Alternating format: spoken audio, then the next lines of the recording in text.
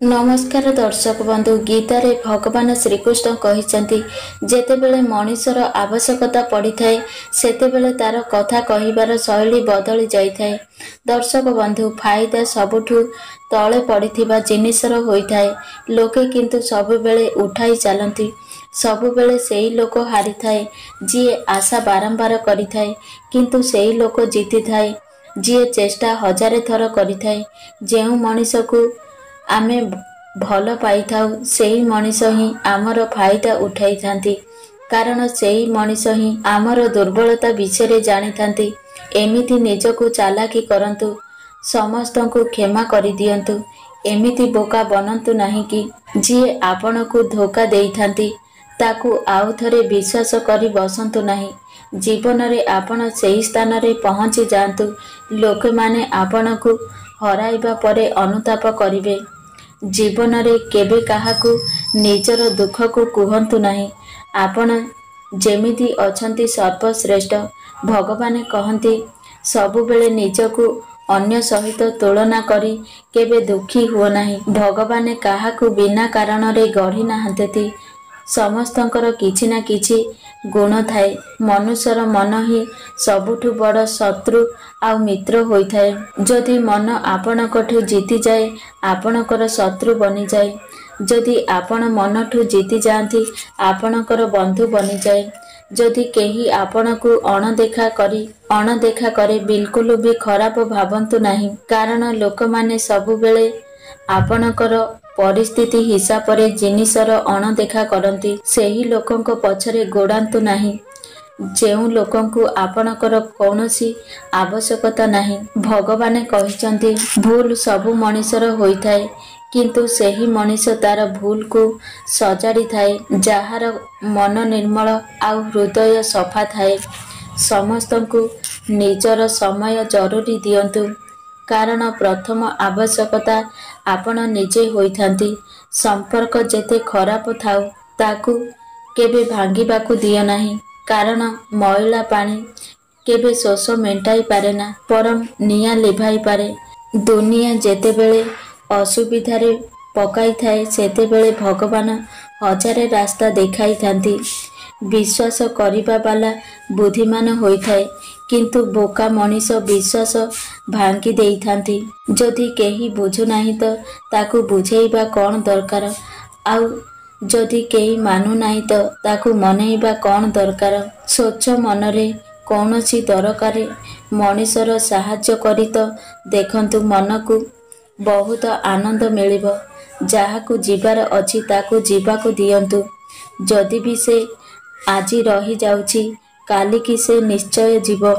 मनीष ठारू मनीष अलगा हेबार कारण हैला कथा आउ पैसा। जाहाकू स्वप्न देखिबाकू भल लागि थाए ताकू राति छोट लागि थाए।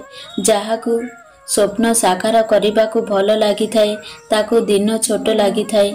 निजकू एते भी महंगा करंतु नाही जे लोक माने आपणकू डाकी भी पारिबे नाही, आउ निजकू एते भी सस्ता करंतु नाही कि लोक माने आपणकू नचेई पारिबे नाही। चुप रहिबा केबे खराब होई न थाए। किछि जंत्रणा एमिति थाए कि कथा पर्यंत टाणी नेई थाए। सबु किछि ठीक करिबाकू अपेक्षा करिबे तो बसिकी ही रही जिबे। साहस रखंतु एवं निजे उठंतु। आपणक जीवन रे सबु किछि ठीक करि दियंतु।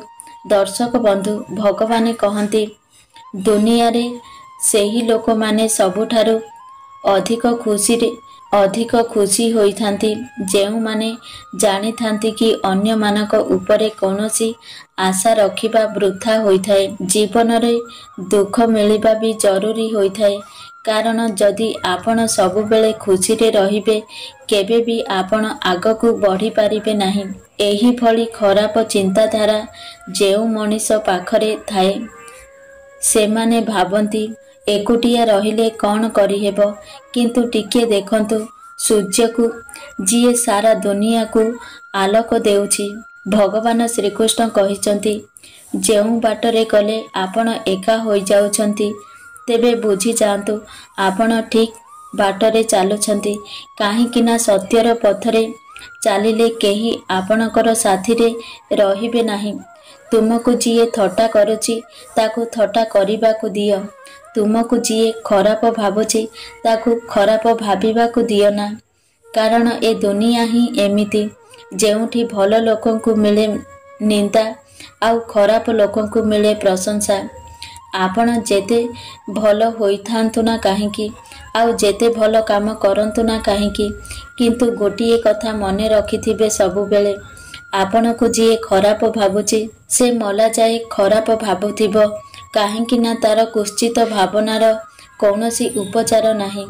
ମନେ ରଖନ୍ତୁ, ଯେଉଁ ପର୍ଯ୍ୟନ୍ତ ତୁମେ ଲୋକଙ୍କ କାମରେ ଆସୁଥିବ ସେ ପର୍ଯ୍ୟନ୍ତ ସେମାନେ ମନେ ରଖିଥିବେ, ତାପରେ ତୁମକୁ ଅଣଦେଖା କରିବେ।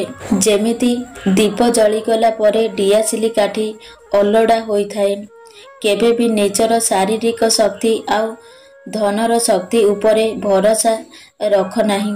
କାହିଁକି ନା ରୋଗ ଆଉ ଦରିଦ୍ରତା ଆସିବାରେ ଅଧିକ ସମୟ ଲାଗିନଥାଏ। ଆଜିକା ଦୁନିଆରେ ବିଶ୍ୱାସ କରି ନିଜର ସମସ୍ୟାକୁ କାହାକୁ ବି କୁହନ୍ତୁ ନାହିଁ। କାରଣ ମିଠା ମିଠା କଥା କହୁଥିବା ସବୁ ବ୍ୟକ୍ତି ଆପଣଙ୍କର ବନ୍ଧୁ ନୁହନ୍ତି। ଦିନେ ନା ଦିନେ ସେ ନିଶ୍ଚୟ ଆପଣଙ୍କ ଦୁର୍ବଳତାର ଫାଇଦା ଉଠାଇବେ। ଦର୍ଶକ ବନ୍ଧୁ, ଯେତେବେଳେ ଜୀବନର ଚଲାପଥରେ ସବୁ ରାସ୍ତା ବନ୍ଦ ହୋଇଯାଏ ନା, ସେତେବେଳେ ଭଗବାନ ନିଜେ ଗୋଟିଏ ନୂଆ ବାଟ ତିଆରି କରିଥାନ୍ତି। ସେତେବେଳେ ବାସ୍ ତୁମକୁ ଧୈର୍ଯ୍ୟର ଆବଶ୍ୟକତା ଥାଏ। ବିପଦରେ ଧୈର୍ଯ୍ୟ ରଖନ୍ତୁ। ଦୁନିଆରେ ସମସ୍ତେ ଯଦି ଆପଣଙ୍କୁ ଠୋକର ଦିଅନ୍ତି, ତେବେ ଭଗବାନ ଆପଣଙ୍କୁ କେବେ ଠୋକର ଦେବେ ନାହିଁ। ଆପଣଙ୍କର ସଠିକ୍ ପ୍ରତିଫଳ ସେ ଆପଣଙ୍କୁ ଅବଶ୍ୟ ଦେବେ। ପ୍ରକୃତ ସମ୍ପର୍କ ଜୀବନରେ କେବେ ବି ସରେ ନାହିଁ। କଥା ନହେଲେ କ'ଣ ହେଲା, ଆଖିରେ ରହିଥାଏ।